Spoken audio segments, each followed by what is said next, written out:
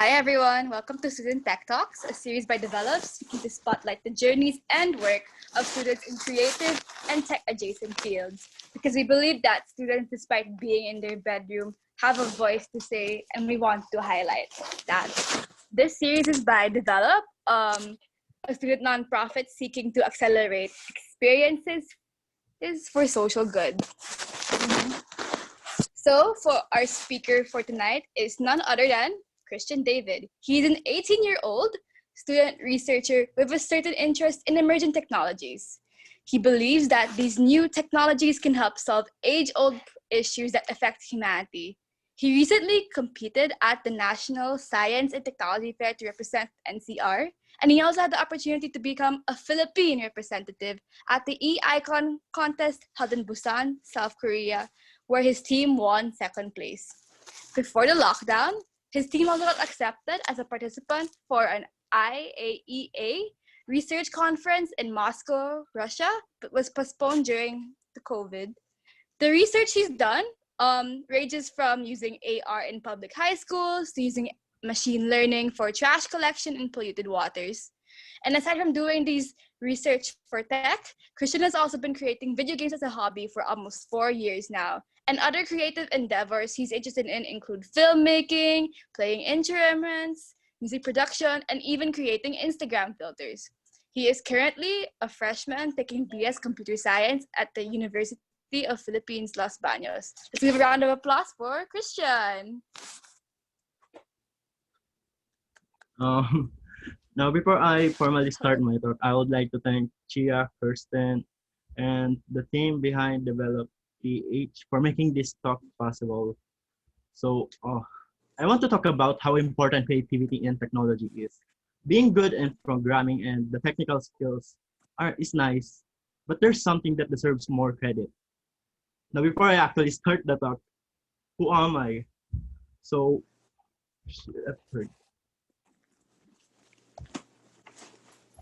so in the past 2 years, I am a simple student in a science high school that turned into a student researcher with a certain interest in emerging technologies. I've competed and won a place twice in the Regional Science and Technology Fair for NCR. I was also able to compete as a finalist in the National Science and Technology Fair 2019. In this contest, I researched with AR, augmented reality, and ML, machine learning. Of these two emerging technologies, I've worked the most on augmented reality. I've also done work on some virtual reality apps, with one of them for an international research conference in Moscow, Russia, but was later postponed due to the ongoing COVID pandemic. First thing first, virtual reality and augmented reality. So what's the difference? I want you to imagine a line or a spectrum. On the right side, we've got reality itself. That's everything you see, hear, and sense. If it's not obvious, you've got a red ball on top of a brown wooden table here. On the left side, we've got virtual reality, or VR. To experience this, you need to use a VR headset so you can see the virtual world simulated by a computer or a smartphone if you're on a budget. Now in the middle, we've got augmented reality, or AR. In AR, we take the real environment and project a virtual 3D object on top of that. This is commonly achieved using a smartphone because it has a camera that captures the real environment and its processor is capable of simulating a 3D object. Now, one of the most interesting emerging or new technology we have is VR. When you use a VR headset, the screen will show each of your eyes a slightly different video. Now, these two videos only differ in terms of perspective. The perspective you'll see in your right and left eyeball. This is to achieve 3D, so you'll be able to determine how far or near an object is, just like in real life. VR headsets integrate an accelerometer and gyroscope, so when you rotate your head, the video you'll see will instantaneously move in the direction you are looking at. Now, VR in its essence is a video game. In most VR apps, you've got yourself an environment. You interact with it, and you try to finish the task handed out to you, just like a video game. Because of this, game development engines such as Unity are widely used in developing VR or AR apps. Now, Unity itself doesn't allow you to create apps for VR or AR. This is where some SDKs are used to allow you to create games or apps for VR or AR. The differences between these SDK are mostly about the platform, the hardware, and the purpose.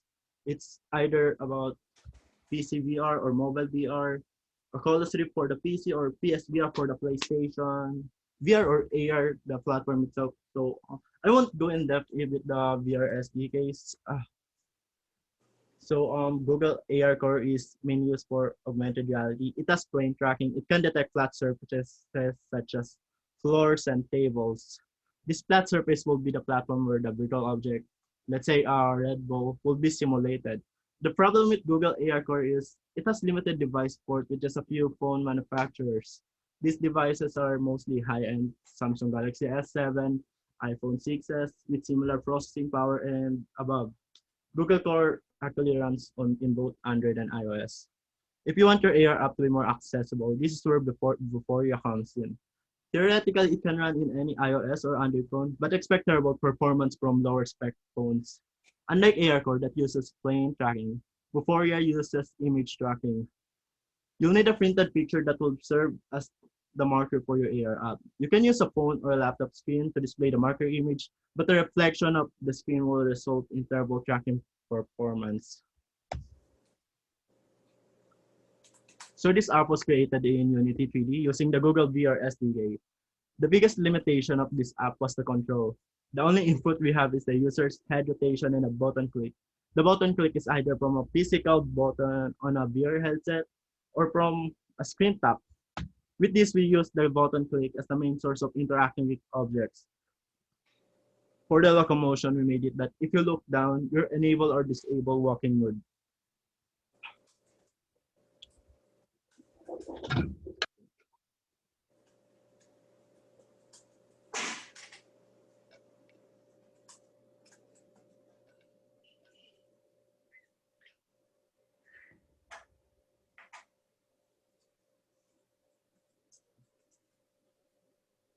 Oh wait, so this app was designed to teach you how to mitigate for a typhoon. So as you can see, he's in a classroom and he's collecting different materials used for survival.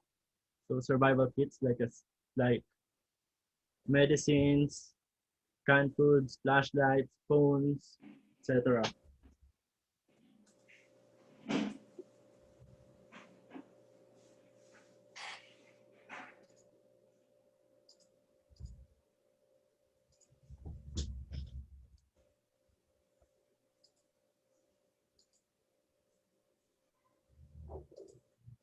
So as you can see here, there is a lag bar touching this puddle of water. So yeah, the character died because we tried to work on it. So what the player needs to do is to disable the light using the switch.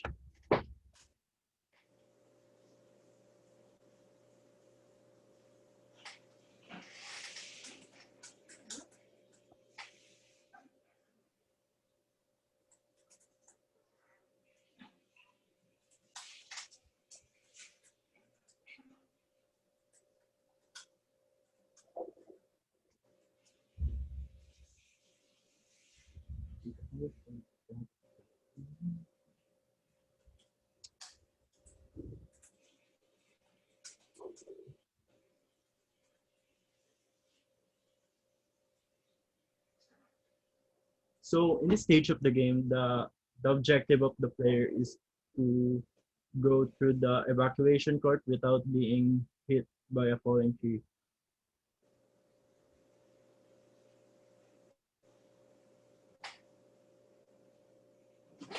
We take notes. This screen recording was recorded from a laptop, not a VR device. So as you can see, the camera movement is pretty stable. Now here's a clip from Unclear. Unlike Ambon, this one runs on a Pulse Go. It's a dedicated VR headset that has a built-in computer. You won't need to insert a smartphone or connect it to PC like this. So this one's an Oculus Quest actually. So as you can see, there's no cables or slot for any smartphones. It's So it's a portable VR headset that you can bring anywhere. Now, Oculus Go has its dedicated controller that you can use to point and click. By having this controller, it already gives Enclear several advantages over VR apps in smartphones in terms of gameplay. The player of Enclear just uses the pointer to move by teleportation and interact with objects, wherein Ambon and other smartphone VR apps, you'll need to do a lot of head tilting to interact with the virtual objects.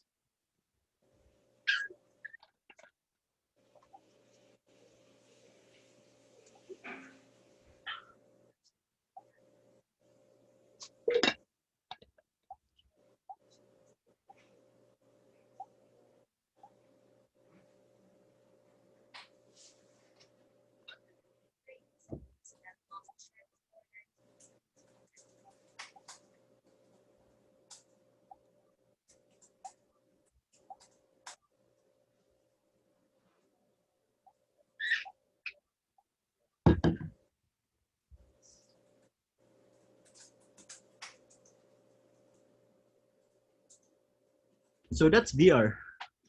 Now let's dive into the world of augmented reality, or AR for short. One of the most popular examples of this was Pokemon Go. Right now in 2020, literally no one plays this outside anymore. But back in 2016, everyone had this app on their phone. This video showcases their occlusion technology in 2018. So standard AR can only detect the floor, but not other objects. So Pikachu is always visible on the screen when it tries to hide behind this object. Like that.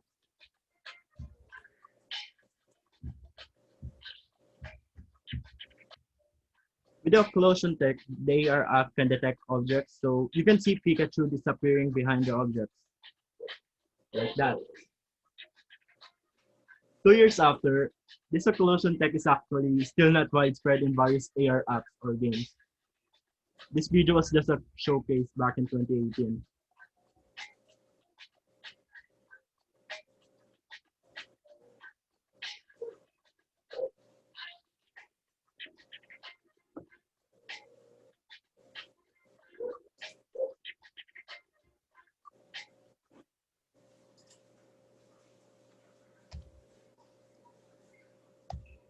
During this quarantine, you probably used and played around with this on Instagram, Facebook, or even TikTok. This is an example of a camera filter or effect. It makes use of augmented reality to produce these effects on your face. Companies such as Facebook and Snapchat have their own AR studio softwares that gives the people the platform to showcase their artistic talent through AR filters, such as these guys.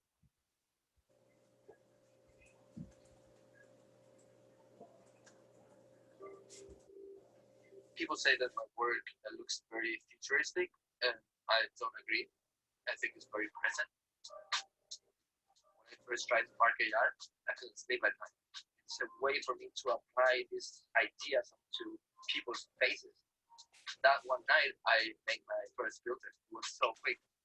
It's really easy to figure things out, and I was like, "Whoa, this is amazing." I'm a very analog and digital person. I couldn't work out to the world from this little town in Spain. My work is shaped by my graffiti, so I can totally apply my work onto the filters. I can make my work way more precise. I can produce more. I can explore more things. I think Spark AR graffiti fits perfectly. With Spark AR, you can express whatever you're working on this one tool.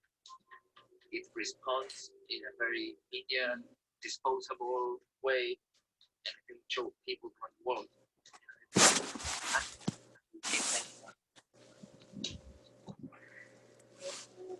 You see something and you confuse. You're not sure. This moment where they're confused, I think it's a really interesting moment. I love to play with light and shadow in a virtual space. I'm not a developer, but I'm really interested with this. I'm using Spark AR because it's kind of like easy in tweaks. You can change the position of the light. You can make it blink. You can make it rotate. You can play with light like it's not possible in reality and be a bit more experimental. Beauty 3000 triggered something really strong. be able to cast lights on the face, I had to play around with this kind of like plastic texture on the face mesh. And the more I exaggerate this plastic kind of look, the more I'm satisfied. And then I published it. I was so excited. It just spread everywhere. People recognize me in the street, like, oh, you're the face with the girl. So it's a bit strange. I don't know, my life changed.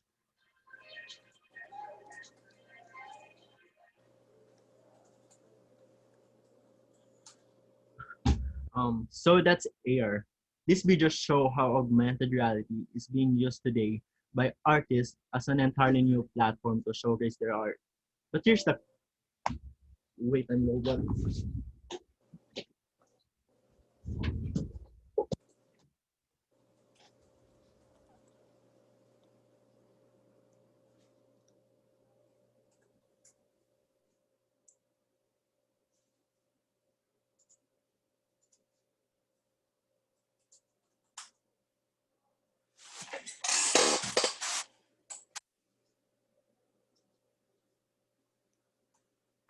For those who haven't introduced themselves in chat yet, feel free to do so. We'd love to know where you're listening in from, what school you're in, and what course you're taking. Maybe your interest in art and technology, and maybe also where you can find your work. I'd love to see what everyone is creating or building right now. It would be very cool to share.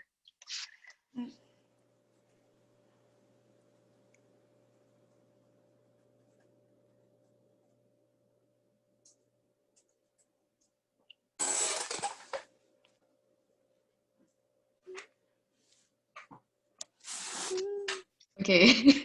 Oh no, Christian. I think his laptop probably died. I really Okay, love the videos. They were so cool. How they about you guys? were. It's my first time seeing them.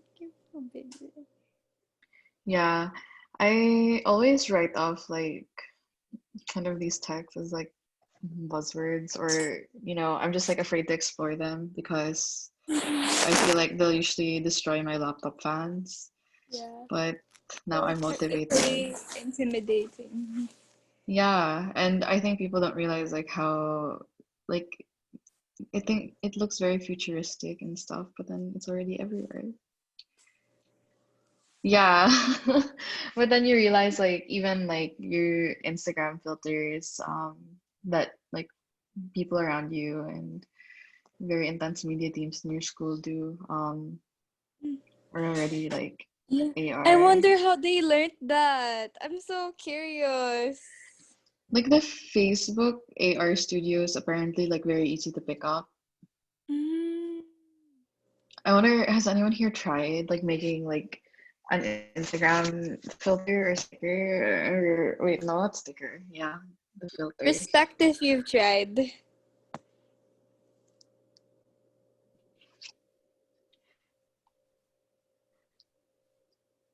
Maybe we should try to make one, or yeah.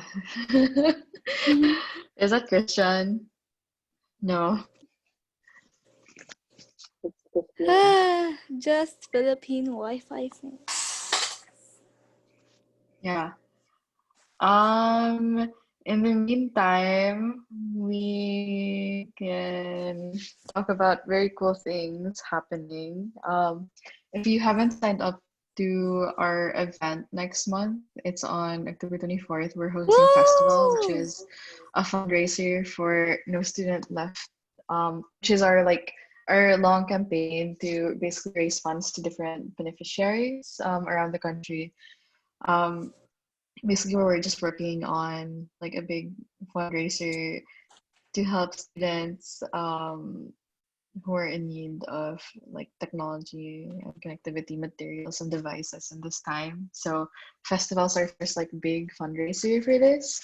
And if you want to volunteer like on the day of the event and help us like manage our performers and artists, or if you want to become an ambassador and help us share posts and also get like cool benefits like us matching your donation, we encourage you to sign up.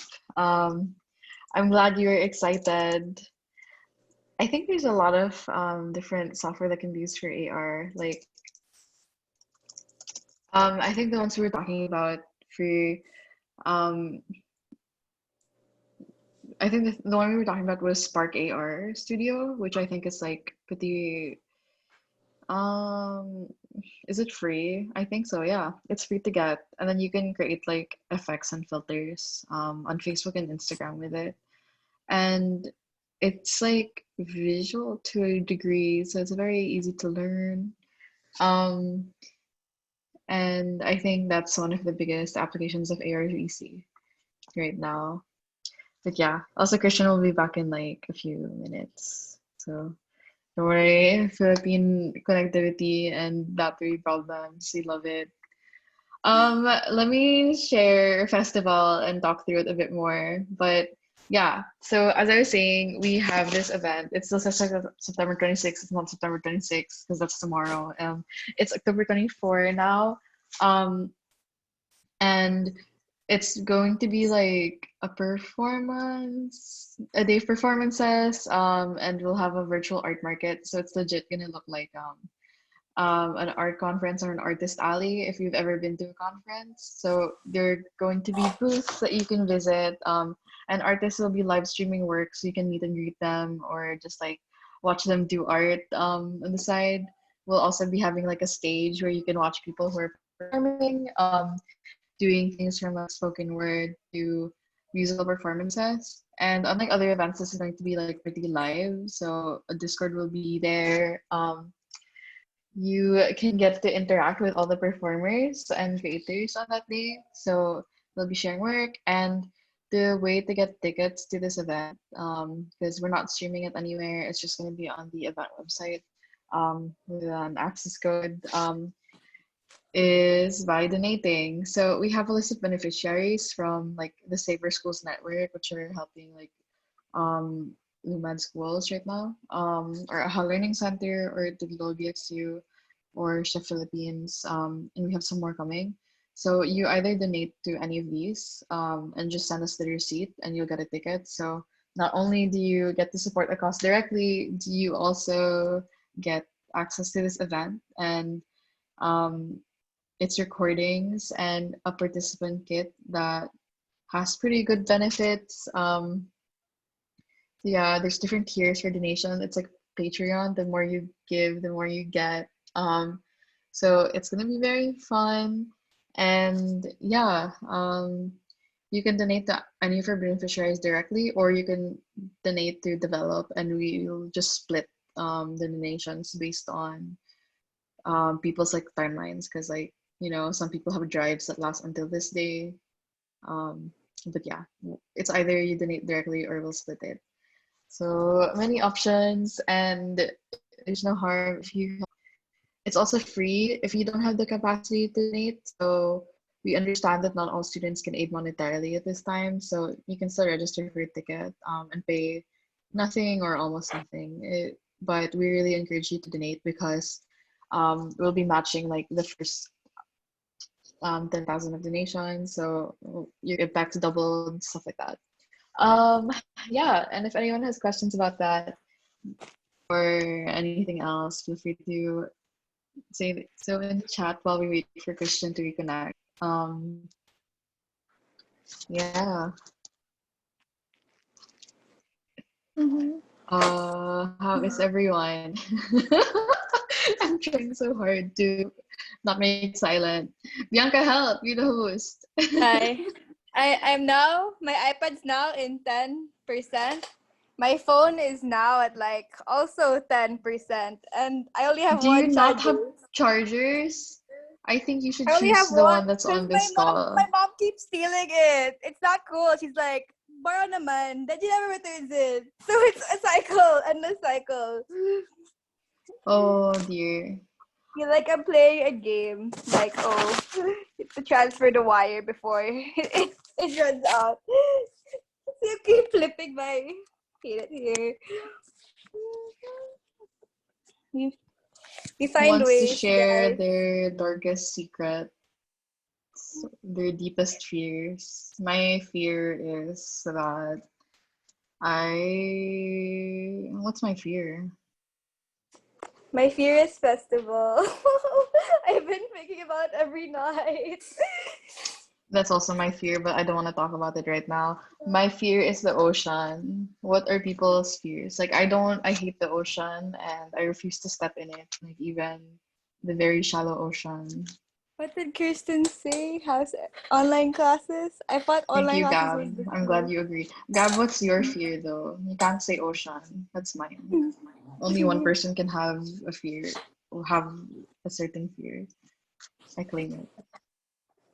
Ooh, like the fishes and the sharks and the ones in the No, not even the fishes and the sharks, because we know stuff about them, but like the bottom of the ocean, like the bro. super bottom. Shit. Because we know more about space than we do the ocean, Yeah. which is like True. freaky. You know, there was this drowning simulator game like years back, and I watched a gameplay of it. Why would you play that? Like, cause my favorite some of my favorite game tubers were like playing it, and I was like, and it fucked me up, man. Really fucked me up. So realistic. It's like in 3D. Kristen's fear is death or spiders, lamau. I agree. I think Kristen's fear is also computer science. Angelica's fear is cockroaches. Very valid. Cockroaches are ugly. You know, how did they pitch like Augie and the cockroaches? Like how did that go? How did they like give it a go signal to be produced and made? All right. What's Maybe it's what's the the theme moral song. there? I don't even remember the theme song. Is it like to destigmatize cockroaches? Like who would They're okay it? animals. It's about They're cancel actual good shows, animals. but then There was a greenlight cat. There was it. a dog. Cockroaches. Yeah, but still. Did you know Otis from Back at the Barnyard? No. Trans. I'm Otis afraid. is trans, which is so cool. Wait. But What I hate Back source? at the What Barnyard. source? Back at the Barnyard, like the freaky animated 3D I show. remember, but what's that? How do you use a trans? Because there's like a scene where someone was like, "Oh, you were a girl before," and then yeah, the style. It was just like very subtle, and I think it just went around Twitter. I just recall seeing it. Back at the Barnyard was so ugly. I Yeah. Western you, anime, 3D animation really be like that. who wants to speak on voice besides me and Bianca? I'll make you host so you can unmute yourself. Yeah. Become the new talk host for now. Ooh, hello. No, we're gonna Why? give Why it. would you even type that? What's the point of that? To Too just get late. our hopes up? Kristen, why aren't you talking? Kirsten, you're interesting. Tell us about your life.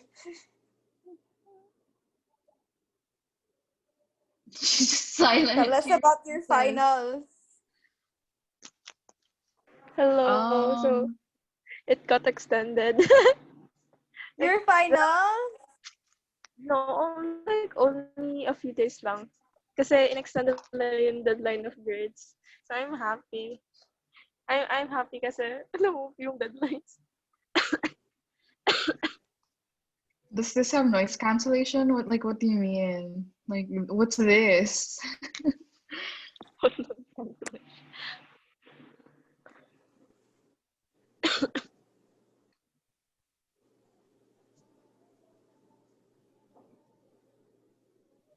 I don't think I have noise cancellation because people can always hear it when my dog Mm-hmm. attacks me. Okay, guys. Um, let's do like a poll, like thumbs up if you come up with something. Thumbs up if you're a student. Who here is a student? Just so I know, because it feels like in our student tech talks, a good amount of people aren't students. So I'm just curious. Okay, that's how you engage people. Thumbs up. That's a lot of people. Um, Bianca, come up with something. Mm, thumbs up if you wanna drop out right now. Of school? Okay. Thumbs up if you wanna drop out. Oh, everyone else is very, very studious, braving through it. Joke lang naman. Yeah, I'm not joking. Um, who here is in tech? Thumbs up if you're in like tech, or if you are. Kirsten, you have the thumbs up. You're a CS student.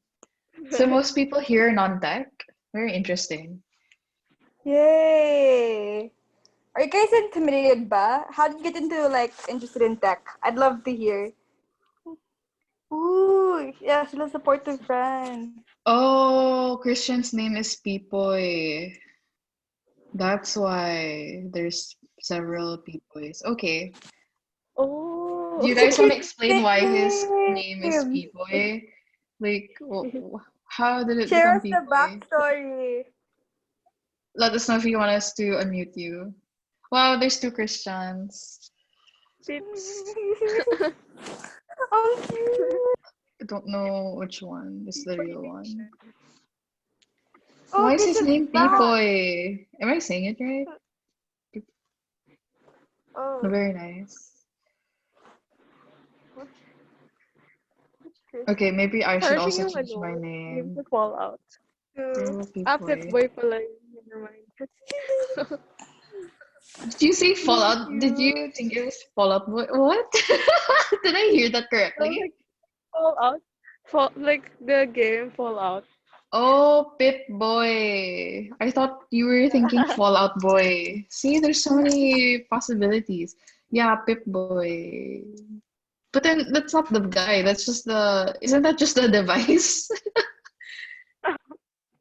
Like, that's the menu. Ah, okay. I always thought the Pip boy was the guy, the blonde guy. Like I haven't played the game yet, so I assume. Oh, the blonde guy is Vault Boy. Then the Oh, device you use is called Pip Boy. the Pip boy. Yeah, but the thumbs up is, yeah, that's Vault Boy. I never played the mobile Fallout game. I don't know. Christian, are you alive? Christian, you have a fan. You have fans waiting for you. Yeah, his laptop died, but then there's a Christian here, but the Christian isn't, well, his screen's, oh, he's back. Okay, I'll shut up now. Hello, sorry.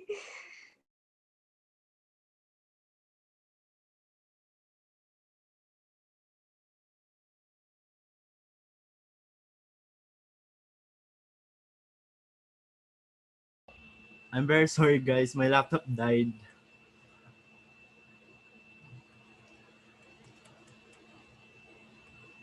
So I just restarted my laptop. It is still booting up, so it is very slow. I'm still launching PowerPoint.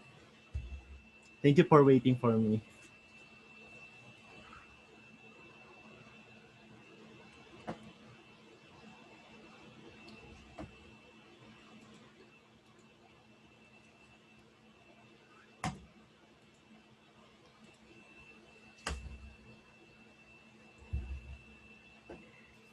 Let's do a mini Q&A with Christian while his laptop is booting up. First, why is your nickname Pipoy? Do you like the name Pipoy?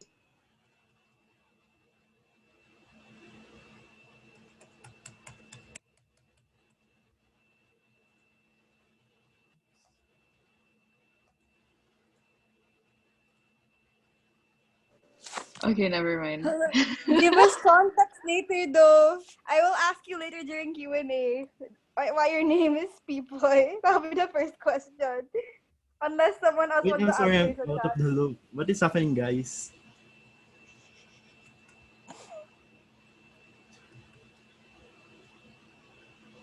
Okay. Oh my god. Ang bagal.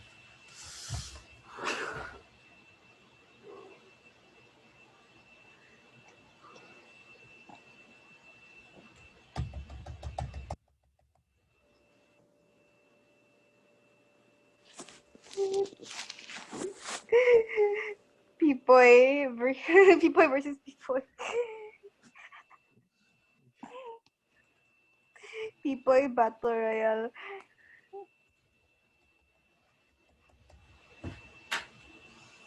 Oh wait.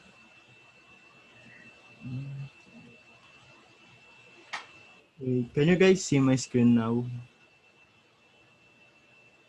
Yes. The Okay, okay. hello, right? Wait, I forgot where I am.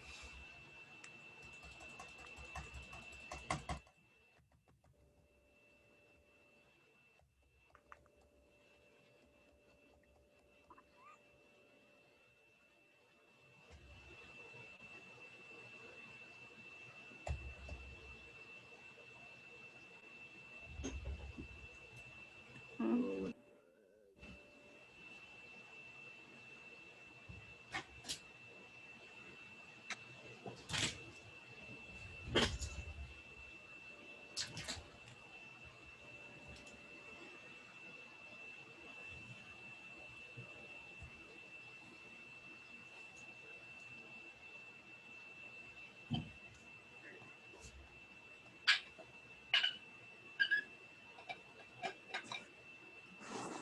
Ooh, what medium is that? The one nasa presentation.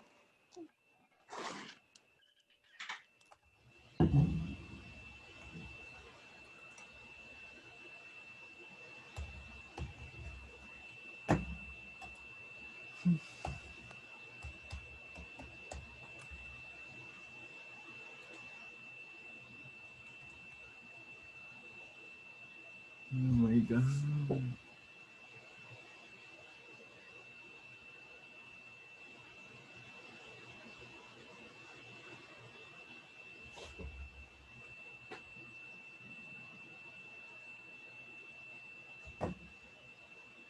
You have a lovely support system. So heartwarming.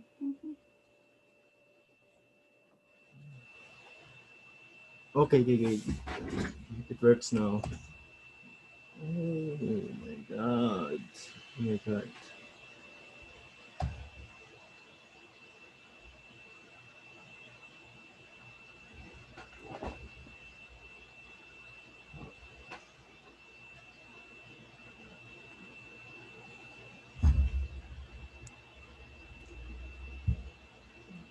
Wait, it went back to the previous slide. Wait. I'll try to.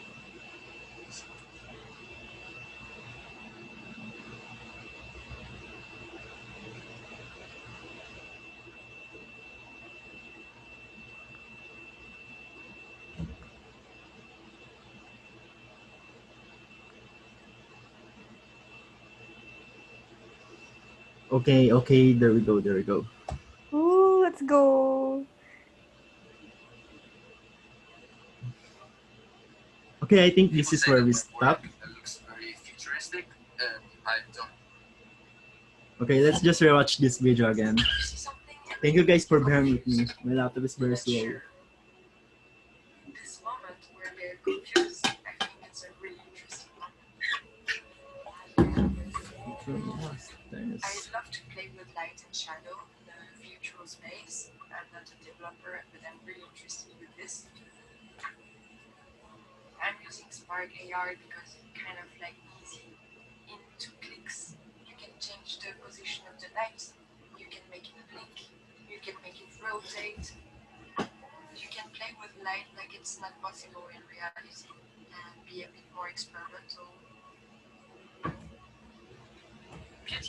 2000 triggered something really strong. To be able to cast lights on the face, I had to play around with this kind of like plastic texture on the face mesh. And the more I exaggerated this plastic kind of look, the more I'm satisfied. And then I published it. I was so excited. It just spread everywhere. People recognize me in the street like, oh, you the face filter girl. So it's a bit strange. But I don't know, my life changed.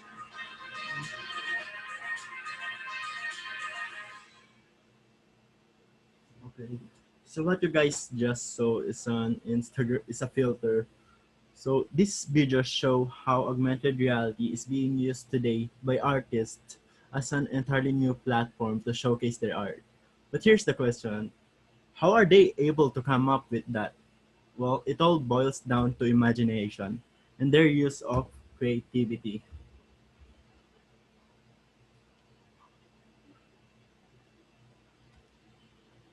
So creativity, it's an ability that is innately human. Everyone has this ability.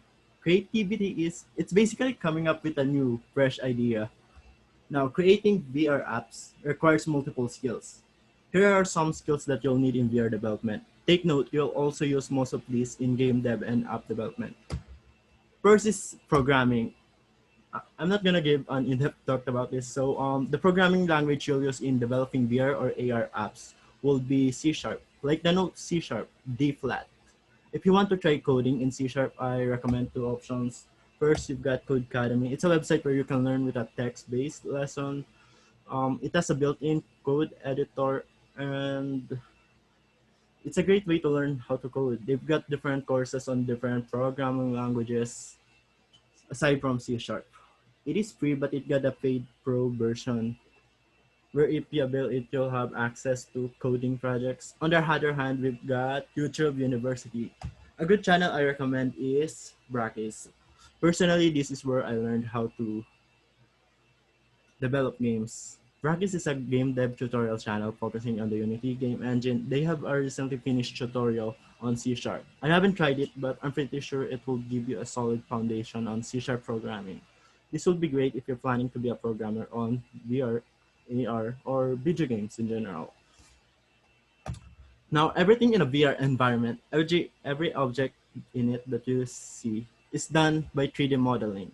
3D modeling is basically creating a virtual model of an object, be it a real-world object such as laptops, or a mythical creature that you just created in your mind when you were a kid.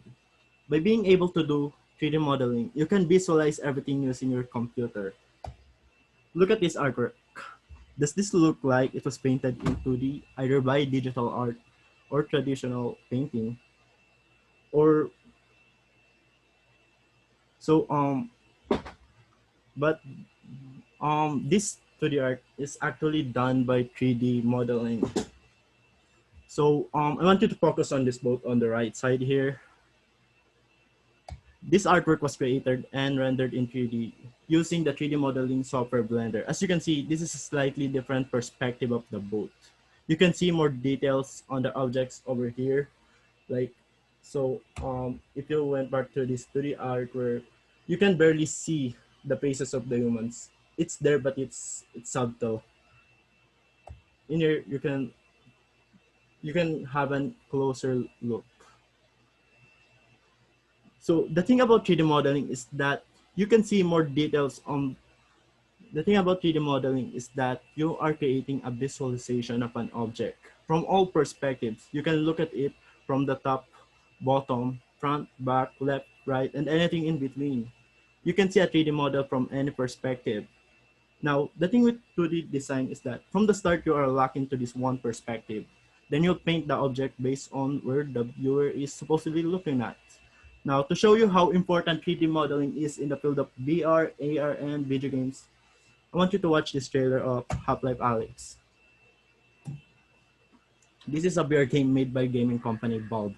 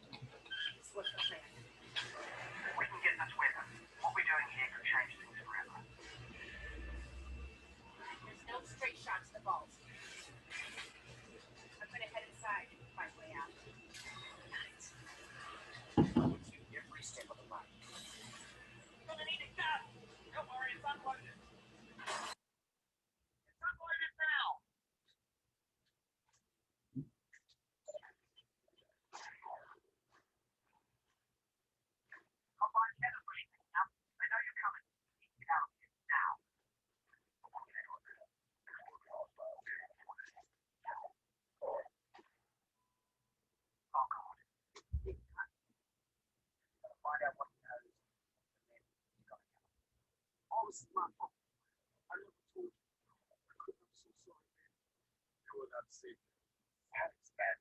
So no, you're not creating anything.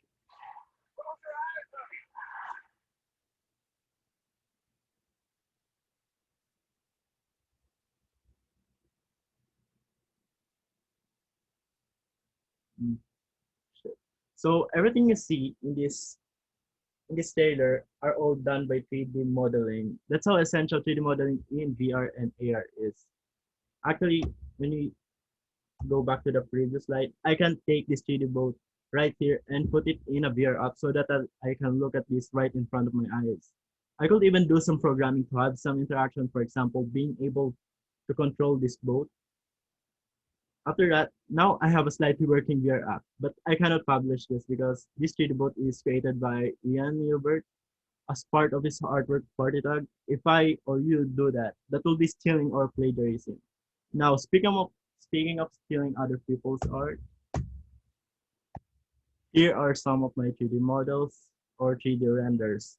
One's on the left was rendered using Unity 3D.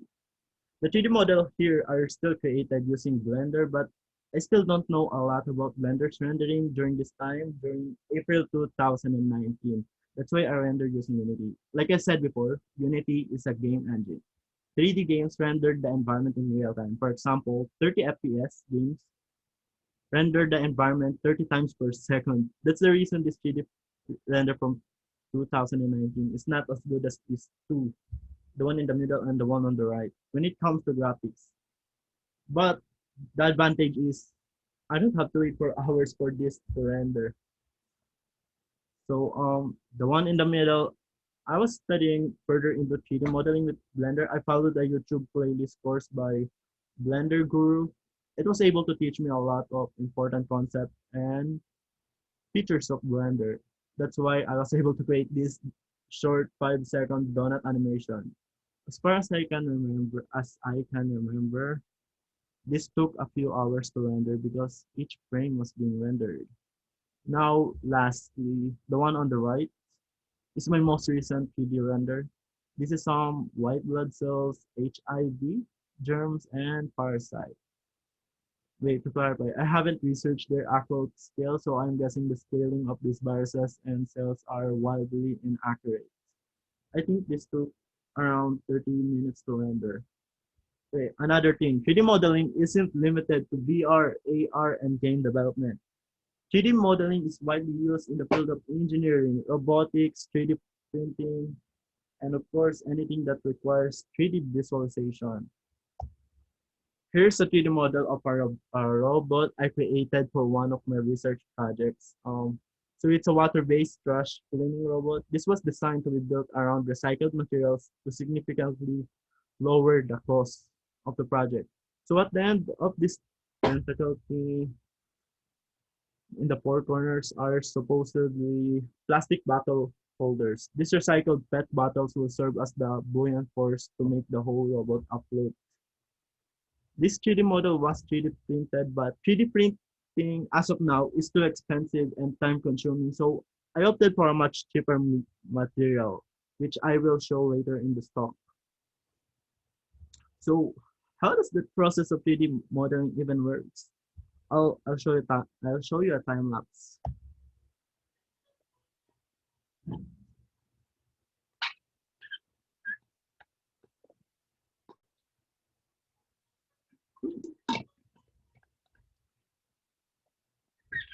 Oh, so in here, you'll see how from a simple cube, a realistic looking couch was rendered. This will give you an idea of how 3D modeling works.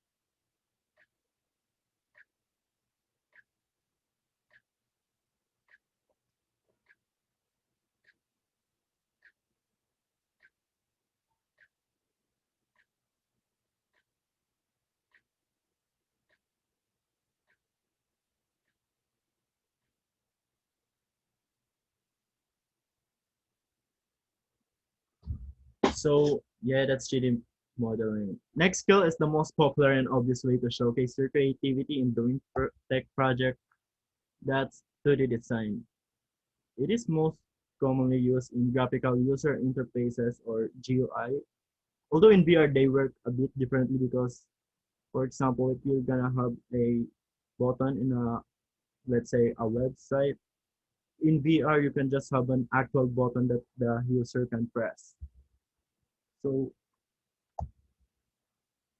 So it is a system of visual components made up of icons. Icons are basically like small images, buttons. So yeah, they add a degree of interactability in applications and websites. We have the cursor and typography. Basically, typography is like the art of text using fonts, font size, playing around with font size and font families like that. So GUIs are commonly used in websites and applications. It's a way for user to interact with technological devices. So also in 3D modeling, there is what you call a 2D texture. So look here. Here we've got a 3D model of a sparrow. On this side, we've got an image file. On the left side is an image file. Every part of the bird in here, from the tail to the beak, is mapped into this image file, which we call a 2D texture.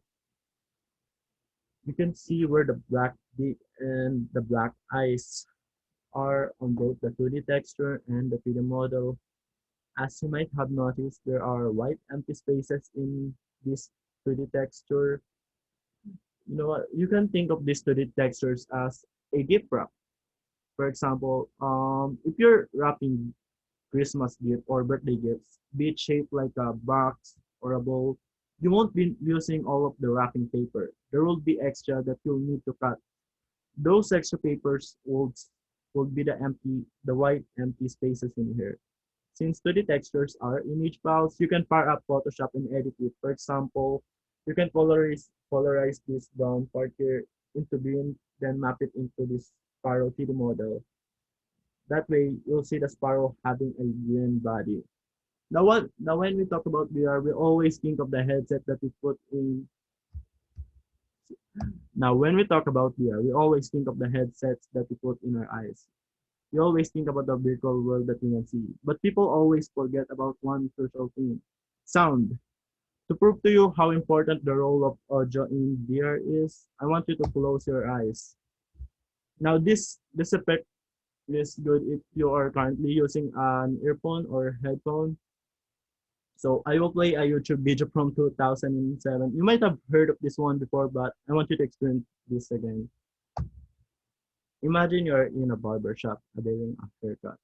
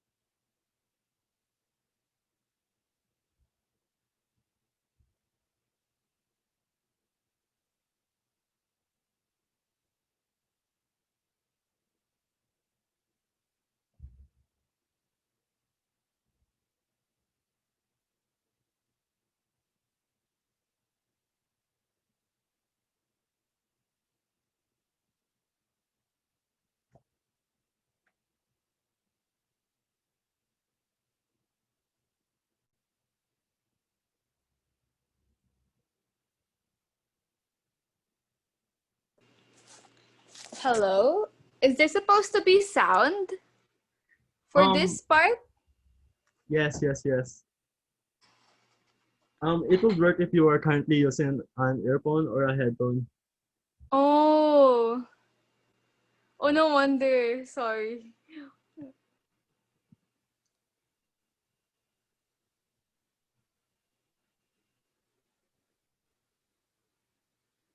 Why does it only work with headphone or earphone? Wait. Is it because of like the sound like quality So or some? the sound will only work with earphone and headphone. Oh, weird. It was supposed to be a a virtual reality experience using only your ears. All right. I think we can move on. So Naman. It's been yeah, I mean you can still listen to this video. You can search virtual barbershop on YouTube. So let's move on. mm-hmm. So when doing sound in virtual reality or even video games, we can split this into two purposes: sound effects and background music. In the real world, when we walk, we hear our feet hitting the ground. When we turn on the TV and tune into a non-existing channel, we hear static. In virtual reality, it is essential to recreate the sound produced when we interact with objects. So this include ambient sounds like rain sound. So those are sound effects. Best way to reproduce them sound is to record them using a microphone. So if you need a footstep sound, grab a mic and record yourself walking or running.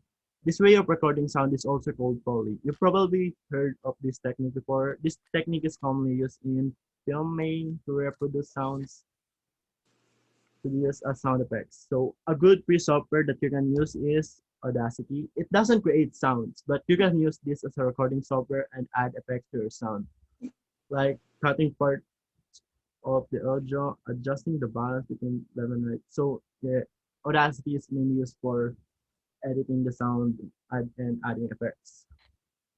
And also, sound effects are not limited to real world sound. Sound effects also include like the 8-bit tunes that you can hear when you click a button in a retro video game or something. So now these sound effects are only good at creating a sense of realism or at giving you feedback to objects you interact in VR, video games, or apps and websites. To invoke emotions and feelings to the user, this is where background music comes in. These applications used to create music are called Digital Audio Workstation, or DAW for short.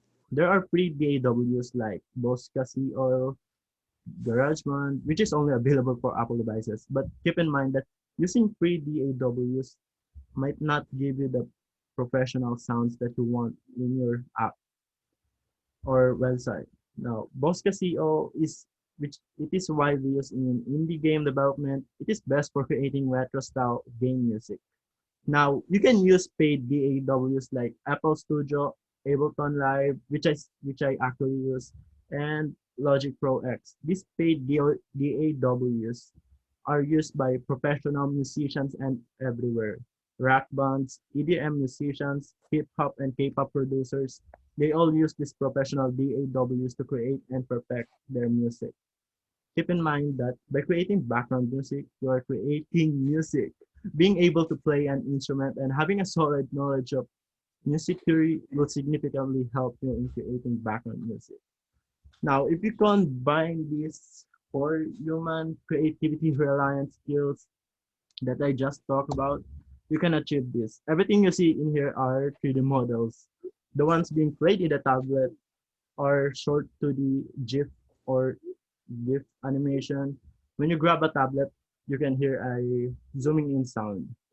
If you hang the tablet in the wall, you'll hear it zooming out. And of course, all of the interactions here are possible by programming them to act like that. So, so let's move on. I'll show you an AR app I developed back in 2018. Oh wait. I clicked something, it advanced to the later part of the presentation. Oops, spoiler alert. How to go back.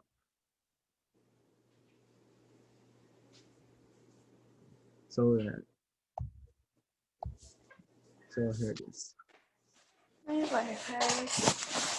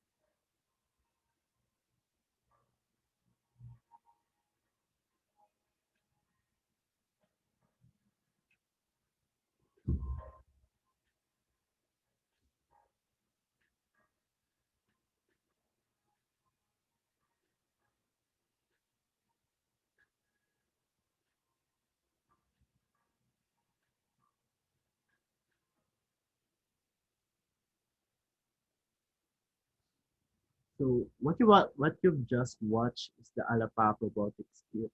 It's an educational app I developed individually back in 2018. I'll say of all the things I've worked on, this is where I have spent the most time and effort. I used this as a research project to test how effective an AR robotics kit is compared to an actual robotic kit, like the Lego Mindstorm CBE. These robotic kits are predominantly used in like elementary and high schools,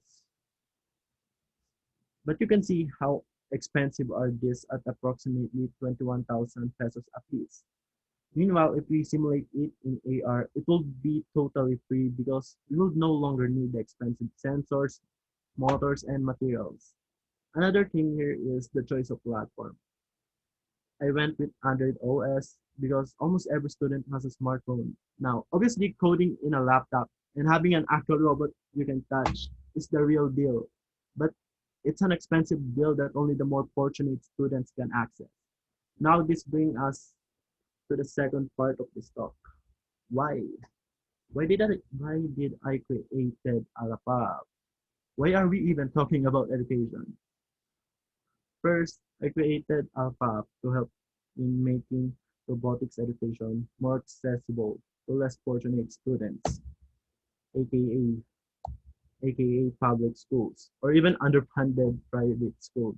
Now, all of this boils down to my experience of being a student at a public elementary school and a high school student at a public science high school. Growing up, I've always had a fascination with robots. I can still remember my grade 5 self seeing Lego Mindstorms, NXT, or even the old versions in my school library. I wanted them to be used in my science classes, but they were too old to be functional. Now, let's skip to high school 10th grade. I can't fully remember, but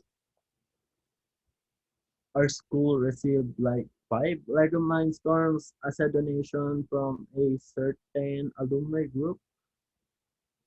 And this certain alumni group even had a robotics lab built on our school grounds.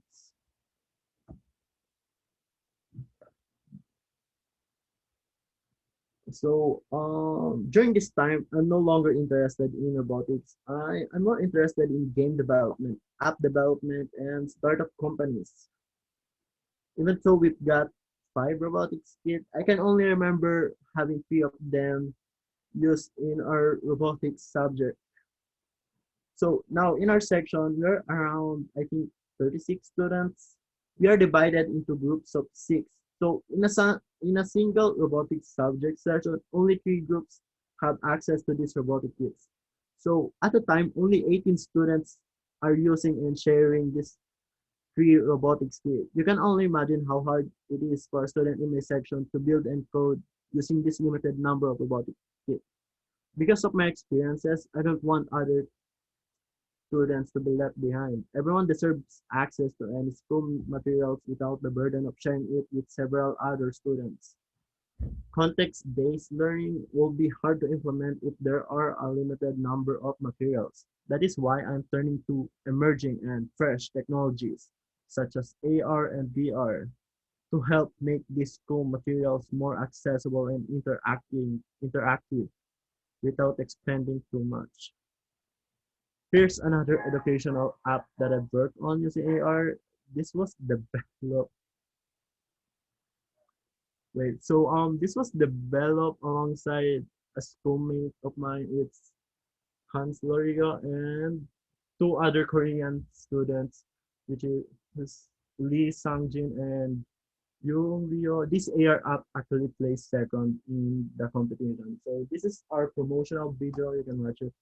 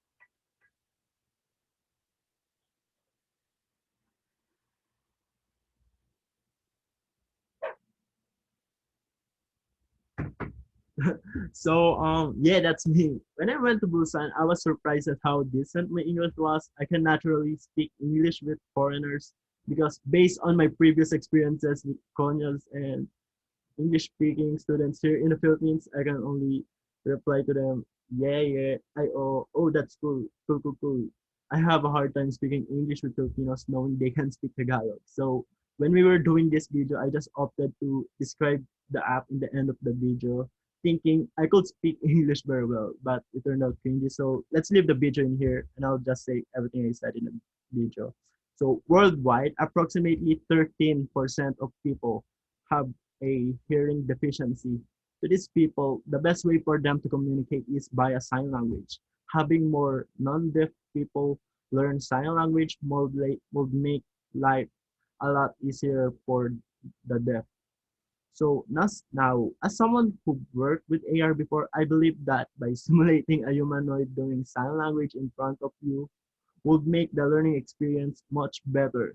By making the learning more immersive and fun, the more you'll be engaged in the lessons. So our team made an app that is like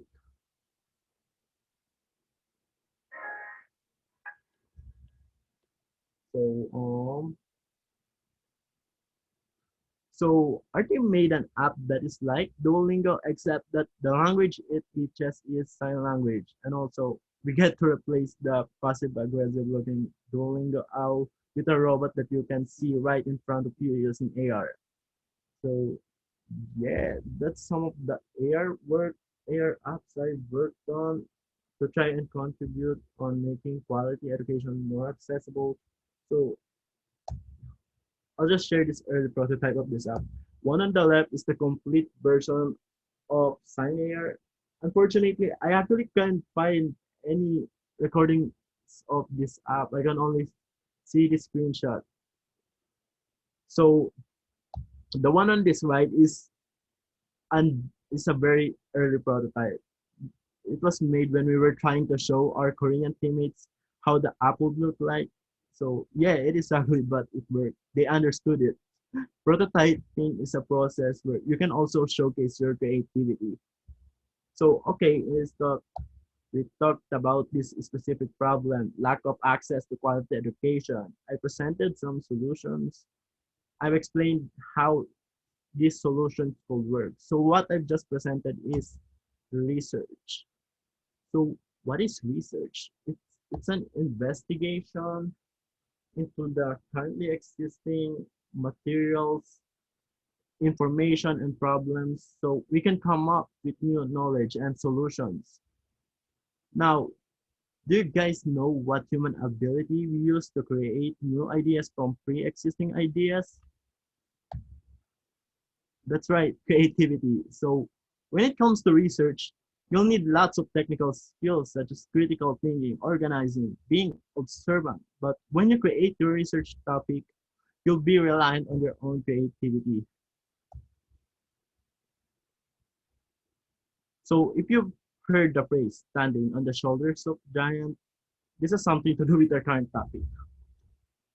You'll discover more truths by building on previous discoveries. In this metaphor, we people are dwarfs. We're small.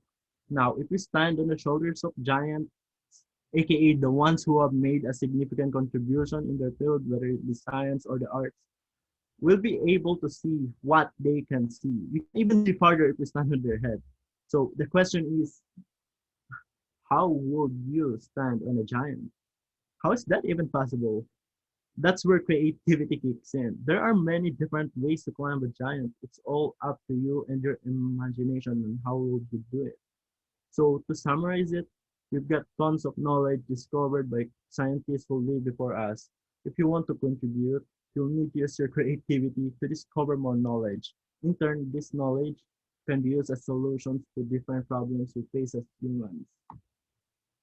So why do we need to do research and standing on giants and stuff? As someone coming from a third world country, it is just impossible for us not to see all the issues we've been living in.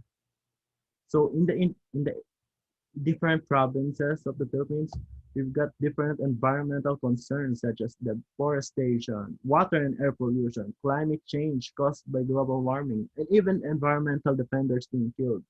We've also got rural problems like lack of medical professionals and health centers in rural areas, farmers' lack of access to funds due to poverty. These are just a few examples of the problems in the provinces. Now let's go to the city, preferably Metro Manila. Here we've got the never-ending traffic in EDSA, lack of access to affordable and clean energy, expensive quality education, like I pointed out earlier in this talk. This doesn't stop here. Filipinos have a lot of growing problems, waiting for anyone to solve them. Most of these problems are not even exclusive to our country. They are experienced throughout the globe. So one of the very hot topics recently is the Manila Bay. This in itself already have several issues to begin with, like the high fecal coliform in the water, which makes it very dangerous to swim in.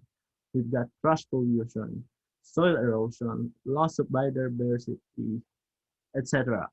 Now, added to this list is the recent dumping of crushed dolomites that poses health hazards. The mining of these dolomites also caused the destruction of coral reefs in Cebu. Now, all over Metro Manila, water pollution is a big issue. Rivers and creeks are flowing with trash and fecal infested waters. So here's my take on this. A group of robots that collectively collects trash and treats water. The hypothesis of this research project is namely ALPAS, which means to break free, is how do I make a trash cleaning and water treating robot without spending a lot of money?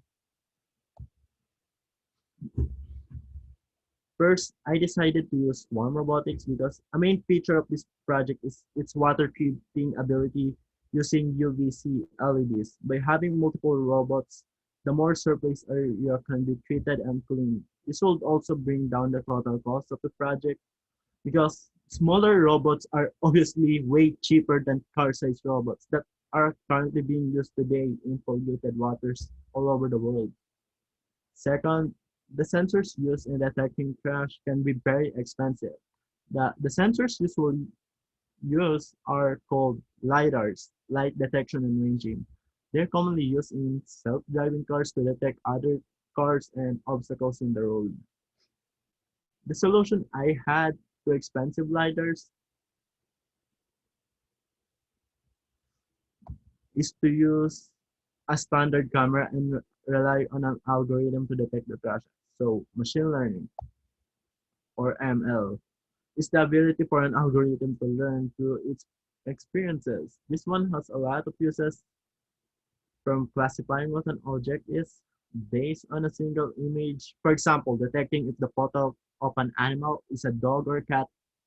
Object detection is kind of different from image classification. Here, this object detection detects the position of a certain type of object within an image or a video, and it also returns how many objects of the type were detected. So then we've got self-driving cars. This one more has something to do with how the car will move and respond based on what it can see from the LiDAR sensor. Another application of machine learning is email spam filtering. Basically, you give the ML algorithm bunch of example emails and you tell that algorithm whether this example email is actually spam or this example email is not spam. So if you run that algorithm and give it an email, it will try to label it based on its learning from the example email. The more examples you have and the more training time you have, the more accurate the algorithm will be at detecting spam. So I use ML for object detection. Instead of using laser sensors, I use a standard camera and ML algorithm. So the algorithm detects the trash in the camera feed and gives the robot data about the position of trashes in its view. But this research is actually a failure, or at least I consider it as one. During last year, the only way for me to work on this is with the support of the school. And to get the support of the school, this research should be competing in a science fair.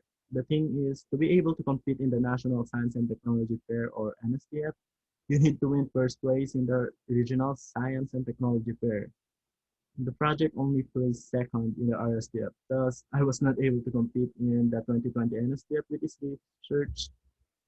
So yeah, actually the research project that beat me to first place also uses machine learning. It's a facial recognition software for CCTV that alerts the authorities if a criminal's face was detected. So yeah, because of that, I wasn't able to further develop this research. If I decide to work on this again, this will require a massive redesign. And this is a type of project that a team should work on, not an individual person like I did. Now back to the original question. Why do we need creatives in the tech industry? It's because being creative gives you the ability to use tech for good, be it for making other people's lives more worthwhile through entertainment such as video games, music, films, Instagram filters, or for solving issues that affect humanity at a global scale. Actually, wait, side note, being good at programming and technical skills, that should be the easy part because you can learn how to do that even with the internet. Now, knowing how to use these skills to create fresh new ideas and solutions, that's the hard part. Thank you. That's the end of my talk.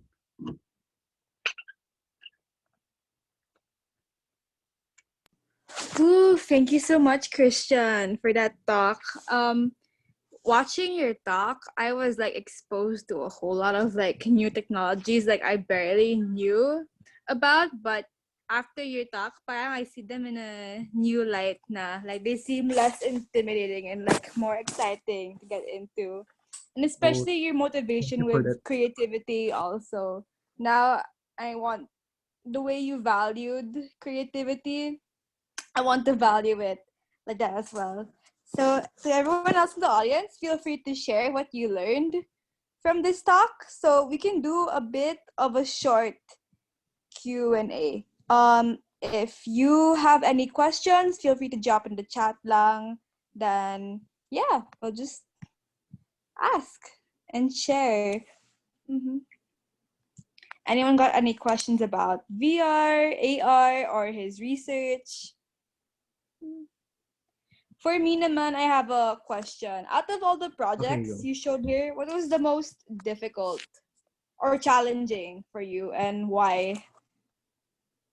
Um, that is hard to answer. So wait, I'm gonna try to go back. For me, the hardest will be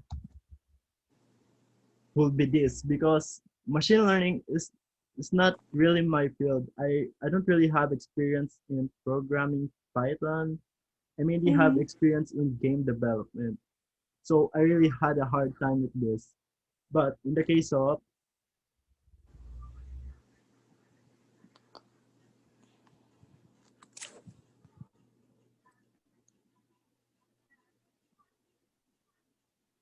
oh wait,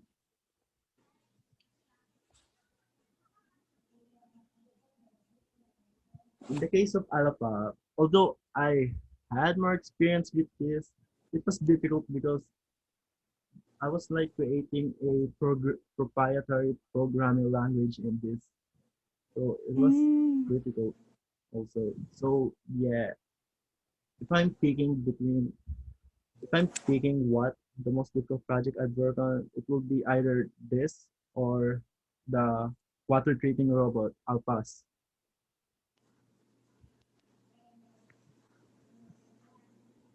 I hope that answers your question. I see, I see. Thank you for that enlightening answer. And now we also have a question from Kirsten. How did you get into VR or AR? Because normally now students who are interested in CS or tech, they don't do VR or AR. So it's pretty new to someone like her who's a CS student. So so that I actually owe all of that to my brother Christopher David because he's the one that is actually super interested into VR. I can remember back in 2014 or 2015, he actually tried to brought home some VR headset that he borrowed, so I was able to try VR. And he was he also he was also a founder of VR Philippines. It's a society for Filipino VR enthusiasts and developers. So yeah, I had the privilege of having a brother like him. That's why I got into AR and VR. Wow, so lucky to have such a great support na. Thank you for that. Question from one of your Pipoy fans. Do you have any future projects in mind? Future projects. So I just started college. I don't really have anything in mind, but I guess I guess this year I want to try and go back to game development. I want to create, let's say, I don't know, a final game. I'm thinking of probably this year. I'm thinking of creating a horror game set in I don't know, probably in the Philippines, something like that. Interesting, interesting. Thank you for that. Another one from Kirsten. How costly is it to be a VR developer? Yeah, if you can share with us your setup as well, please do. Because a lot of people are scared to get into VR because they might destroy their laptop now. Actually, yes. First thing first, yeah, I had the privilege of a brother who is a VR developer, so I didn't spend anything. I only needed a laptop. So first, if you're gonna be a mobile phone developer, which I actually started at, you only need a cell phone that supports VR. And yeah, a laptop for coding and creating the game, and a phone that supports VR for testing. So I'll say yeah, just so yeah, if you're gonna start with that, it's not really expensive. But if you're going into like the high end VR, let's say like this of the Oculus Quest, I guess Oh, 32K, right? yeah, I guess it's around 32K. Oh, So crazy. so it depends on Sana what all. platform you're gonna use. Mm-hmm. Yes, another question. How much, from another people fan, how much time do you spend in creating a program like the one you're displaying right now? Average time you spend in developing. So this one, so yeah, this Alapap is the one I've worked on the most. I actually started this back in 2018, September 2018, and then I ended I ended developing this in June 2019. So yeah, I think this took 1 year, but let's say per day I work on a VR app for like 3 to 4 hours. Mm-hmm. But Wow. but these VR apps and video games are long-term projects, so it will take you weeks or months. Mm-hmm. A lot of commitment. I would get bored easily. Yeah, next question. Related to that, how do you stop procrastinating on your projects? I don't know how to answer that question. I'm always procrastinating every time I do a project. I Happens guess to everyone. just start doing it. Just once you once you've started doing something, it's harder to stop. So yeah, that's it. Mm-hmm. It's Yeah. always the first step that is the hardest. That's the thing that you So need to wise. overcome. So wise. Mm-hmm. I guess you can take a few more questions. Anyone else? Tanong lang For kayo me guys. naman, what's your... Oh, did you explain your nickname na? Okay. So What's the backstory? so kanina when I was starting my laptop, I actually kind of hear you guys, but it's still choppy. My internet is kind of slow and my laptop is also slow. But yeah, I actually grew up playing Fallout, and yon part nung Fallout is the Pip Boy, but that's not where my nickname came from. As far as I'm aware, I was named after a comedian. Wait, I'm a do search. So yeah, because yeah, I was named after a comedian because they said I talk like him. So yeah, yeah, that's it.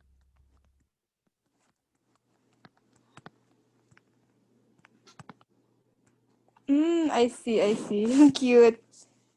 And last question from another Pipoy fan. What is your inspiration? Inspiration. It's kind of hard to say. Like inspiration. It mainly depends on my mood. I guess today my inspiration was that for this talk, my inspiration is I really want to share my knowledge and experience for other people. So yeah, that's my inspiration for today. Wow. Some beautiful last words to end this talk with. Thank you so much for talking for us tonight, Christian. And thank you for everyone else who attended. So if you want to connect with Christian, just go to his Instagram at Christian DVD. Yes. Yes, Christian And David. also, yes, if you want to um connect with hear more about student tech talks, you can join our community at facebook.com /group/develop so you can get connected to a community and network of student technologists and makers like Kristian. And if you also want to help out with our digital education divide, just like he is with VR and AR, volunteer for our campaign at nostudentleft.com/volunteer. Thank you so much, everyone. I will now end. Thank you again. Thank you guys. Thank you guys. Mhm. Oh, wait.